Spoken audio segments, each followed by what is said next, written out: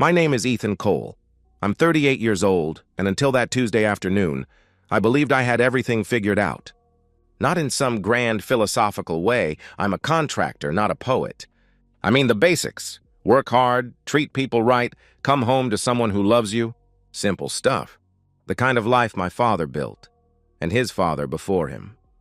I started coal construction 15 years ago with nothing but a beat-up Chevy truck and a toolbox I'd inherited from my old man. Now I run a crew of 6 guys, manage projects across town, and clear enough to pay the mortgage on time and take a vacation once a year. It's honest work. The kind that leaves splinters in your hands and satisfaction in your chest when you drive past a house you built. Rachel came into my life 6 years ago at Dave's barbecue. Dave's wife was always trying to set me up with someone, and I usually dodged those bullets, but Rachel, she was different.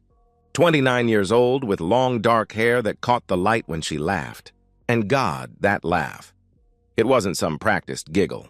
It was real, unguarded, the kind that made everyone around her smile without meaning to. She worked part-time at a boutique downtown, selling overpriced clothes to women who had more money than sense. After we married 5 years ago, she quit. "I want to focus on us," she'd said, wrapping her arms around my neck. "Make this place really feel like home." I didn't argue.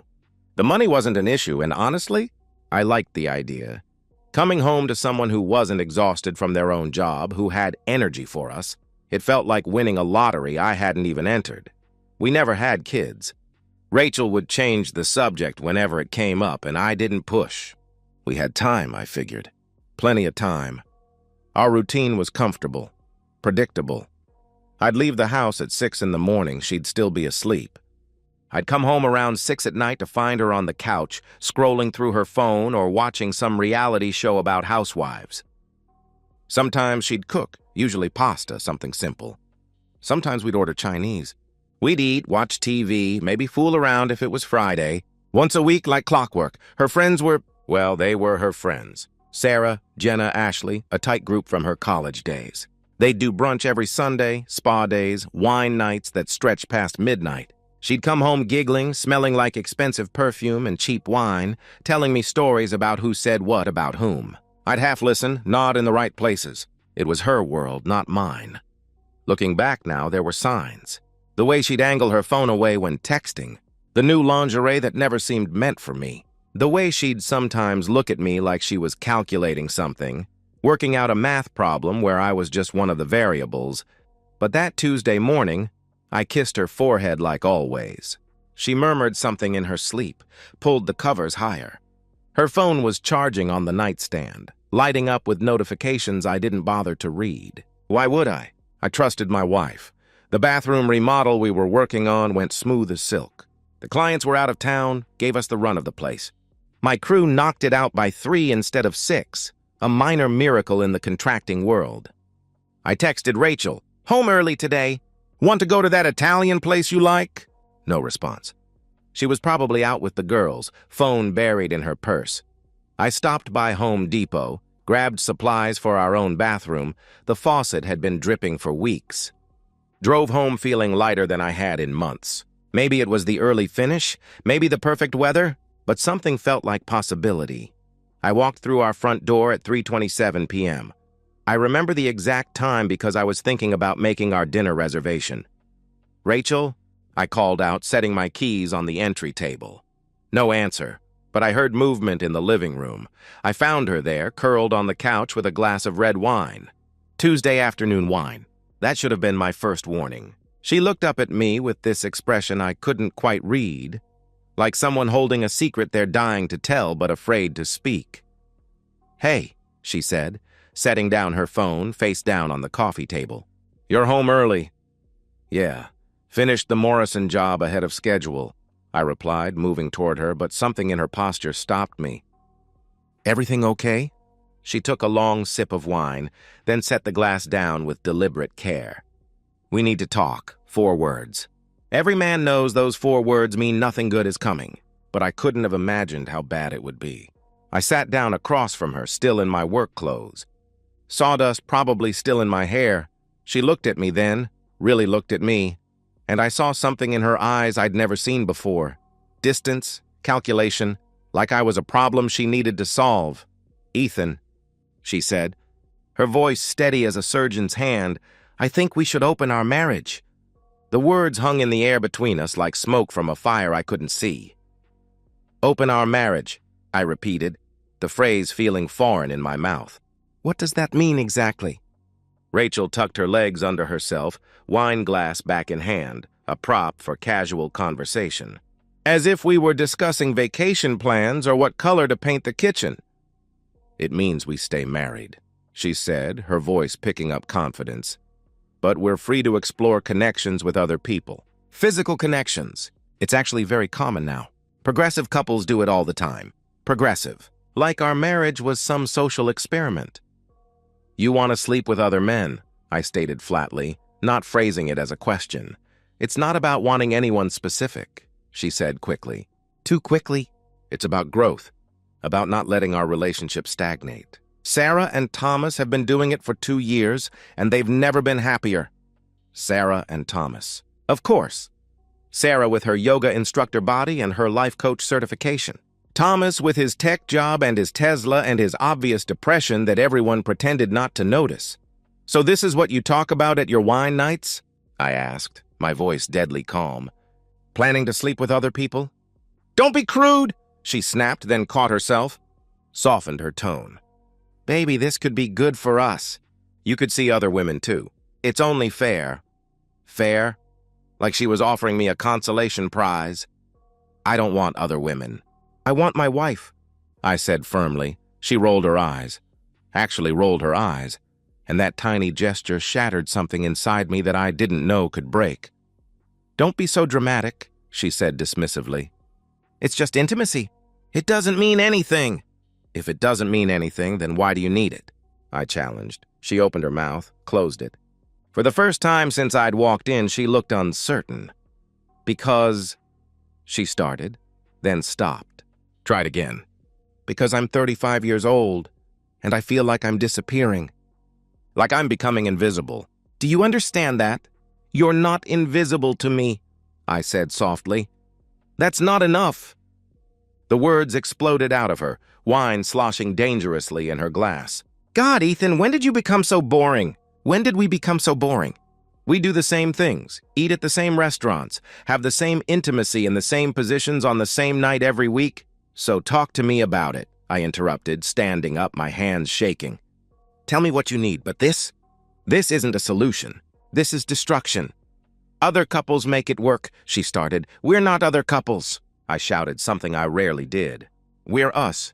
And if you're unhappy, we fix it together. We don't invite strangers into our bed to solve our problems." She stood too, wine glass abandoned, facing me with a defiance I'd never seen. "Maybe that's the problem. Maybe we can't fix it together. Maybe we need something else, something more." "Someone else, you mean? Who is he?" I demanded. "What?" she said, looking startled. "The guy you want to sleep with. Because this isn't theoretical, Rachel. You don't wake up one Tuesday and decide you want an open marriage. So who is he?" Her face flushed. "There's no one—" "Don't lie to me, not now. Not after this," I warned. She was crying suddenly, tears streaming down her face. "It was just a test, okay? The girls dared me to see how you'd react. It's not real. I don't want anyone else. A test, a prank." The words hit me like ice water. "You thought this would be funny?" My voice dropped so quiet she leaned forward to hear me. "You thought you could say this to me, watch me break apart, and then laugh about it with your friends?" "I didn't think you'd react like this," she protested weakly. "Get out," I said. "What?" she gasped. "Get out of my house!" "Ethan, please, I'm sorry. I didn't mean—" she begged. "Get out!" I roared. She flinched like I'd slapped her. More tears, her makeup running in black streams. "You can't just kick me out. This is my home too." "Not anymore," I said, pulling out my phone, already texting. "I'm calling your parents. They can come get you, or I can drop you off. Your choice. You're serious?" she asked in disbelief. "You're actually throwing me out over a stupid joke?" "It wasn't a joke," I said coldly. "Even if you're backtracking now, even if you're scared, you meant it when you said it. I saw it in your eyes. You've been thinking about this." She grabbed my arm, nails digging in. "Please, baby, please. I love you." Only you. I swear to God, I pulled away. Don't. I went upstairs, grabbed the suitcase from the closet, started throwing her clothes in, the expensive jeans, the lingerie I'd never seen her wear, the sweaters that cost more than my guys made in a day. She followed me, alternating between begging and accusing, between tears and rage. "You're overreacting," she screamed. "You'll regret this," she threatened. "I'll change," she promised. "You never loved me anyway," she accused. Each statement more desperate than the last, throwing everything at the wall to see what might stick. 20 minutes later, her suitcase was in my truck bed. She sat in the passenger seat, silent now, staring straight ahead. The 15-minute drive to her parents' house felt like hours. When I pulled into their driveway, she turned to me one last time. "This is really it. You're really doing this?" she asked quietly. "You did this," I corrected. "I'm just finishing it." I left her standing in her parents' driveway, suitcase at her feet, watching me drive away. My phone started buzzing before I made it home. Texts from her. From her mom. From numbers I didn't recognize. Probably the toxic friend group. I turned it off and drove in silence, my wedding ring feeling suddenly heavy on my finger. At home, the wine glass still sat on the coffee table, lipstick marks on the rim. I picked it up, walked to the sink, and watched the red liquid spiral down the drain. Then I sat in my empty house and tried to understand how a random Tuesday had become the day my marriage died. The assault started at dawn. My phone, charging on the nightstand, lit up like a Christmas tree at 5:47 a.m. Text after text. A digital barrage that pulled me from the first decent sleep I'd had in 48 hours. Rachel. "I'm so sorry. Please, can we talk?" Rachel. "I didn't mean any of it." Rachel. "Ethan, please." "I love you." Rachel. "This is crazy. You can't throw away 5 years." Rachel. "Please answer me." 43 texts by the time I got to the kitchen. I deleted them all, blocked her number, made coffee. The house felt different, emptier but somehow cleaner. Like opening windows after someone's been smoking inside. Then her mother called. Linda had always been polite to me. In that way, mothers are when they think their daughters could do better. I answered on speaker while I fried eggs. "Ethan, honey," she began, her voice dripping concern like syrup. Rachel told me what happened. "She's absolutely devastated." "Good morning, Linda," I responded neutrally. "She made a mistake, sweetheart. A silly mistake. But surely you can see past that. Marriage is about forgiveness," she pressed. I flipped the eggs, watching the whites set. "She asked me to let her sleep with other men, Linda. That's not a mistake. That's a revelation. She said it was a prank." "Those awful friends of hers," Linda tried. "She's 35 years old," I interrupted. "If her friends can talk her into destroying her marriage as a prank, we have bigger problems." Silence. Then her voice hardened. "You took vows, Ethan. For better or worse." "She broke them first when she decided our marriage wasn't enough," I replied, and hung up. Tom called next, while I was driving to the Simpson renovation. His message was shorter, more direct. "You're being stubborn. Rachel's a good woman. Don't let pride cost you your marriage." Pride. Like this was about my ego, and not about my wife wanting to spread her legs for strangers. By noon, I'd had enough. I called Thomas Green, a divorce attorney Dave had used. Made an appointment for that afternoon. Sitting in his office, all leather and dark wood, the kind of place that charged by the minute, I felt like I was watching myself from outside my body. "Tell me everything," Thomas said, leaning back in his chair. So I did. The proposal. The friends. The prank excuse. He took notes without comment, occasionally nodding. "Here's the situation," he said when I finished. "You've got advantages. No kids, that's huge. House is in your name only. She hasn't worked in 4 years, but she's young, healthy, employable. A judge won't give her permanent alimony for a 5-year marriage where she's the one who blew it up. She'll say it was a joke," I pointed out. "Doesn't matter," he assured me. "You don't need grounds in this state. Irreconcilable differences covers everything." He pulled out papers, started filling them out. "My advice? No contact. Not a text, not a call, nothing. Let me handle all communication. She shows up at your house? Don't answer. She comes to your work? Tell her to leave or you'll call the police. She will come to my work, I predicted. They always do, he said with a grim smile. The key is documentation.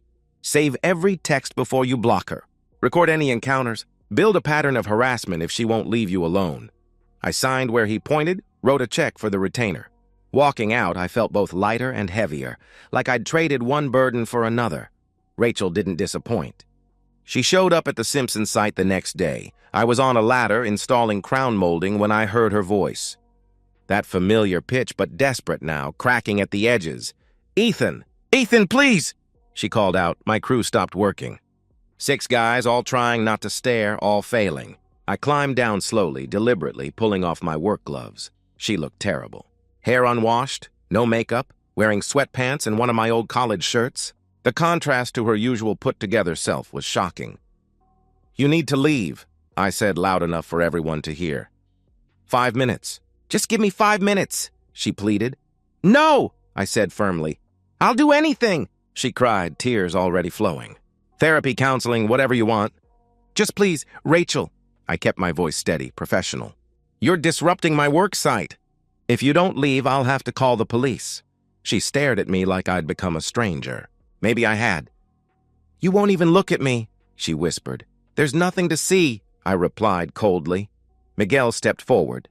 6'3", tattooed, gentle as a lamb, but looked like a bouncer. "Ma'am, you should go," he said quietly but firmly. She backed away, stumbling, still crying. "This isn't over, Ethan. You can't just throw me away." But I could. And I did. The flowers came next. Expensive arrangements delivered to the house. I gave them to Mrs. Jordan next door. Then came the letter, handwritten, slipped under my windshield wiper. "Ethan, I know you hate me right now. I know I destroyed everything. But please remember who we were. Remember the good times. Remember that I love you, even if I'm terrible at showing it. I'll wait, as long as it takes." Or I burned it in the backyard fire pit along with our wedding photos. Her friends started their campaign next. Sarah called from 3 different numbers before I caught on. "You're being controlling and abusive," she said when I finally answered. Rachel just wanted to explore modern relationship dynamics. "Sarah, does Thomas know you convinced my wife to ask for an open marriage?" I cut her off. Silence. Maybe I should call him. "Discuss modern relationship dynamics," I suggested. She hung up. Didn't call again. Jenna tried a different approach, showing up at my door with wine and sympathy. "I know Rachel hurt you," she purred, hand on my arm. "But maybe you need some comfort, too?" I laughed, actually laughed, and closed the door in her face. By the end of the week, I'd changed the locks, installed security cameras, and had Thomas send the divorce papers for serving. Rachel had moved from desperation to anger. Her texts to my work phone increasingly hostile. "You'll regret this. I'll take everything. You were never enough for me anyway." Each message was screenshot, documented, filed. Thomas was building quite a case for harassment. The papers would be served Monday. Part of me wondered if she knew what was coming. If she could feel the machinery of divorce grinding toward her, inexorable as gravity. The other part of me didn't care what she felt anymore.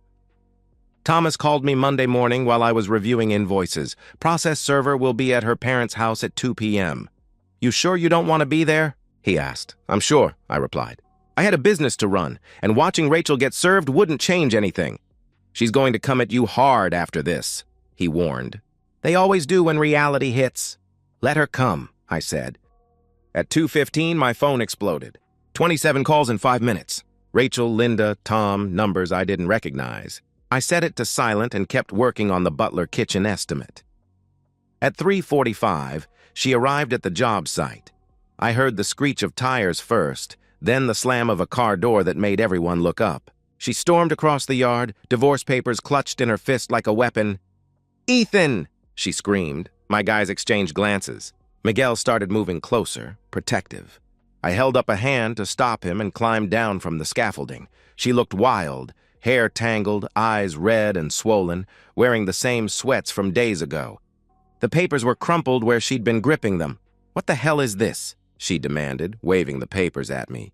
"You know what it is," I said calmly. "You're actually divorcing me?" "Over a damn joke!" she shrieked. The entire crew was watching now. The butler's neighbors were probably watching from their windows. Good. Let them all see.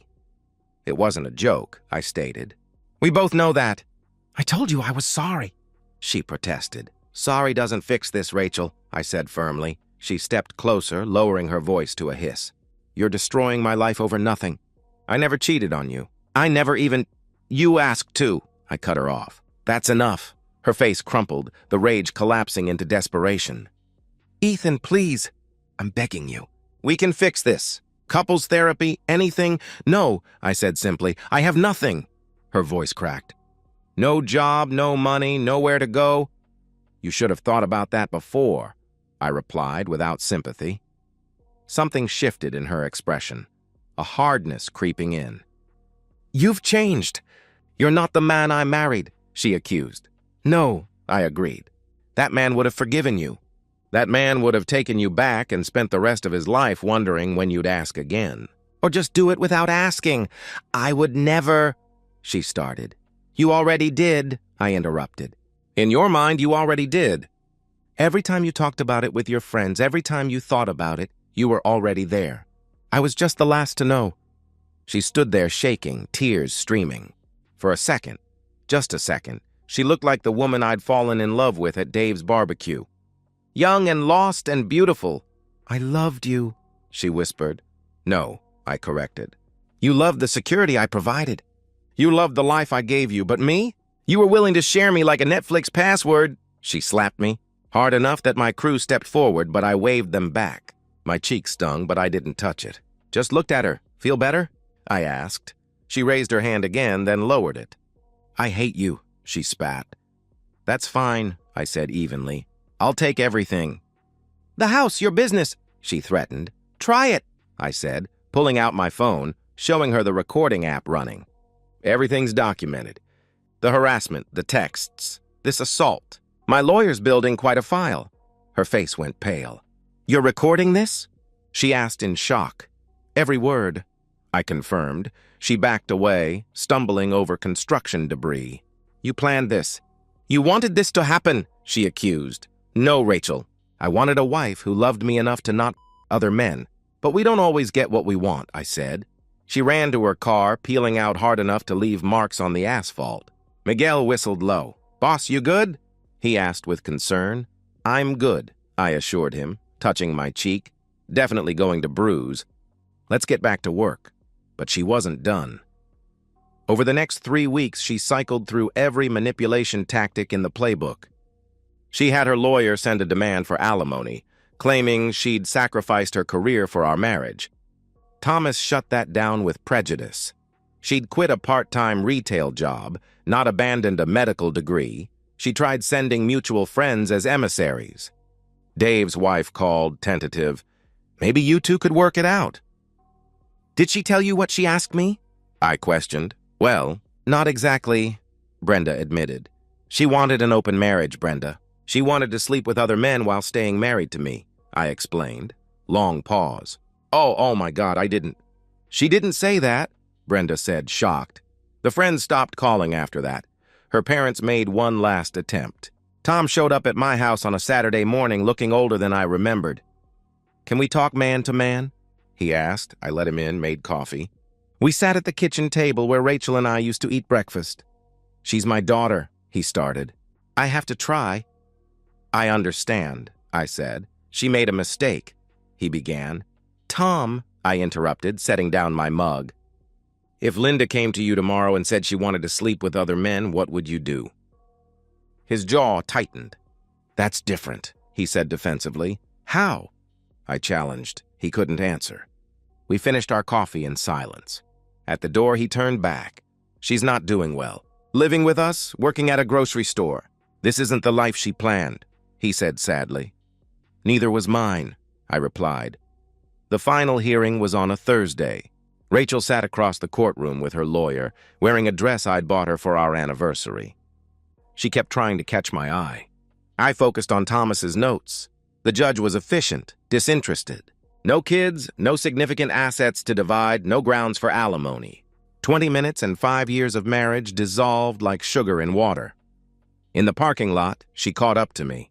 No tears this time, just exhaustion. Was I really that bad? She asked. Was our marriage really that terrible that you couldn't give me a second chance? I thought about it, really considered the question. Our marriage was fine, I said finally. But you wanted more. And in wanting more, you showed me I was never going to be enough. I can't live like that, Rachel. I won't. I could have changed, she said softly. No, I disagreed. You could have hidden it better, but it would always be there underneath. The want, the wondering, the resentment. I unlocked my truck. We're both free now. You can have all the men you want. I never wanted anyone else, she said quietly. I just wanted to want them. Does that make sense? No, I said honestly. I wanted to feel desired again, new, exciting, she tried to explain, and I wanted a faithful wife.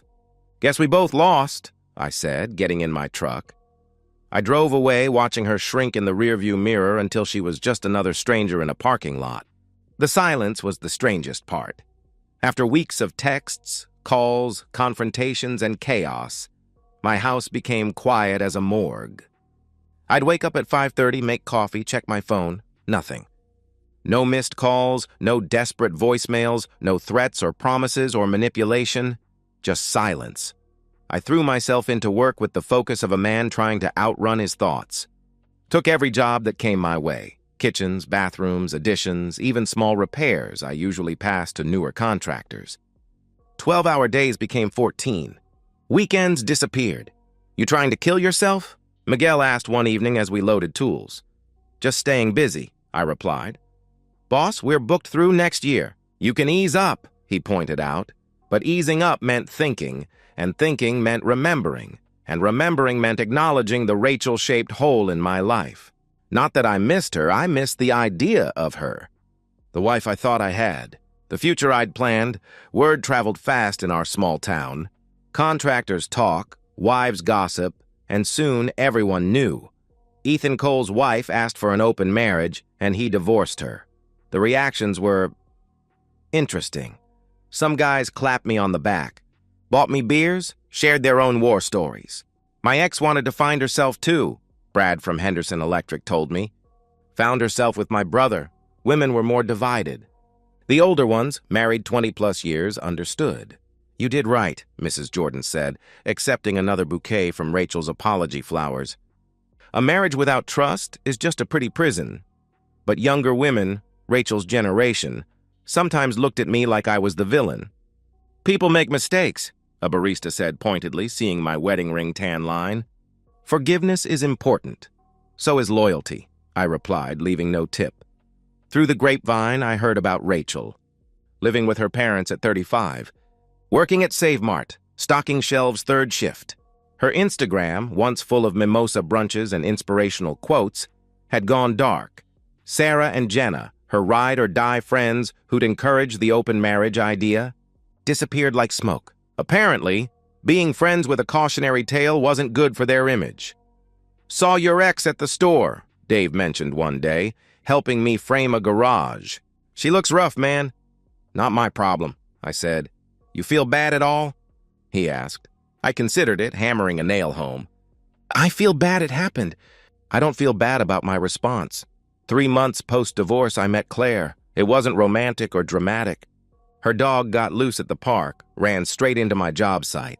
This golden retriever, muddy paws and pure joy, jumping on my guys. Claire came running after, apologizing profusely, trying to grab the collar. I'm so sorry. Max, get down, Max, she called out frantically. She was pretty in an understated way. Short blonde hair, paint-stained jeans, laugh lines around green eyes. A veterinary technician, I learned later. Divorced herself 2 years out. Let me buy you coffee, she offered. Apology for the chaos. Dogs having fun. No harm done, I said. Still, coffee? She persisted with a smile. We talked for 2 hours. Not about exes or divorce or betrayal. About dogs, hiking trails, whether pineapple belonged on pizza. She said yes. I said absolutely not. It was easy. No games, no tests, no hidden meanings. We started dating slowly. Coffee became lunch. Lunch became dinner. She knew my story. Everyone did, but didn't push for details. We all have history, she said simply. What matters is what we do going forward. She didn't play with her phone during dinner. Didn't have toxic friends pushing modern relationship dynamics. Didn't look at me like I was a problem to solve or a security blanket to cling to. 6 months after the divorce, I ran into Rachel at the hardware store. I was pricing lumber, focused on measurements, when I heard her voice. "Ethan?" She stood at the end of the aisle, holding a small can of paint. The designer clothes were gone. She wore faded jeans and a Save Mart polo. Her hair, once salon perfect, hung limp. She'd lost weight too much. "Rachel," I acknowledged. "You look good," she said. "The business going well?" "It's fine," I said shortly. Awkward silence. She shifted the paint can between hands. "I heard you're seeing someone." "The vet tech," she mentioned. "Small town." Of course she knew. "Yeah," I confirmed. "Is she good to you?" She asked hesitantly. "She's honest." "That's enough," I said. Rachel flinched. I was honest too. "Eventually," she said defensively. "After you got caught in the ask?" "That's not honesty, that's damage control," I countered. "I never cheated on you, Ethan. Never," she insisted. "You wanted to. You were planning to. You just wanted my permission first so you wouldn't feel guilty," I said, turning back to the lumber prices. "Excuse me, I need to—" "I loved you," she said desperately. I stopped but didn't turn around. "I did," she continued. I got lost in the friends, the lifestyle, the idea that I was missing something. I threw away the best thing in my life for a fantasy." "Yes, you did," I agreed. "Do you think—" Her voice cracked. "Do you think you'll ever forgive me?" I turned then, really looked at her. "This broken woman who'd once been my wife, I forgave you months ago, Rachel, for my own peace. But forgiveness doesn't mean reconciliation. It doesn't mean forgetting. It just means I'm not carrying the anger anymore," I explained. "So we could—" she started hopefully. "No, we couldn't. We never can," I said firmly, picking up my lumber estimate. "Take care of yourself." I left her standing there, holding that little can of paint like it was all she had left. That night, Claire cooked dinner at my place. Nothing fancy, spaghetti and salad. Max sprawled on the kitchen floor, hoping for dropped food. "Good day?" she asked, handing me a beer. "Better now," I said honestly. She smiled, kissed my cheek, went back to stirring the sauce. No drama, no tests, no games, just peace. My phone sat silent on the counter. No texts to delete, no calls to ignore. The war was over, and I'd survived. Rachel was surviving too, in her way. Working retail, living with parents, facing the consequences of her choices. I didn't wish her ill. I didn't wish her well. I nothinged her, which was perhaps the cruelest fate of all. But that wasn't my problem anymore. I had a good woman cooking in my kitchen, a business thriving, and a future that didn't include wondering when the next betrayal would come. Rachel had wanted more. She'd ended up with so much less, and me? I'd lost a wife but found my worth. Fair trade. In the bedroom, Claire's already stolen my side of the bed, pretending to be asleep. I tickle her until she shrieks, rolling over, laughing. We make love like people who actually like each other, playful, present, connected. After, as she sleeps against my chest, I think about Rachel one last time. Not with anger or sadness or even pity, just acknowledgement. We were wrong for each other, but it took her nuclear option to make me see it. Somewhere in Phoenix, she's starting over. Maybe she's found what she was looking for. Maybe she's learned that excitement without foundation is just chaos. Maybe she's still searching, still convinced that happiness exists somewhere outside herself. I hope she finds peace. I really do. But that's her journey now. Mine led me here, to this house I built, this woman who sees me clearly and chooses me anyway. This life that's simple and real and mine. Rachel wanted an open marriage. Instead, she opened my eyes. And for that, only for that, I'm grateful. And that's the end of today's story. If you enjoyed it, please give this video a thumbs up and drop a comment below. Your support helps the algorithm push my content further. If you're new to the channel, don't forget to hit that subscribe button. It really helps me keep creating more stories for you. Thanks for watching, and I'll see you in the next one.